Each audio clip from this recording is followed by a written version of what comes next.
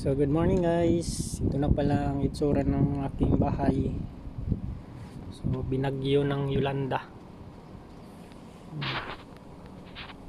Ang lamig niyan guys.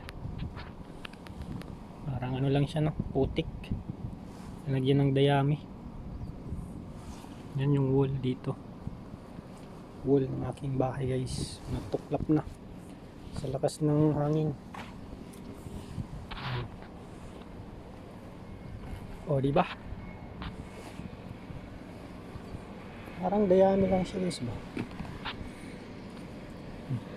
May lupa, bato.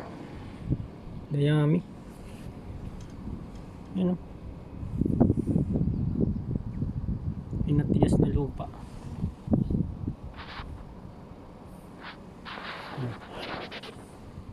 Tapos yung wool niyan sa loob ay yung asintada niyan guys. Ito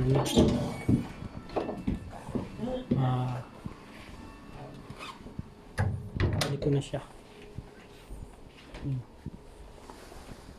Buhangin siya. Tapos parang linagyan ng pintura na ano. Sayang yung pinagtuksan guys. Lupa talaga siya.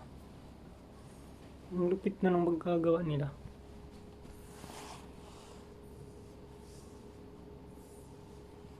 Yung patungan ng buhangin, tapos pinatigas yung mga maliliit na buhangin ba.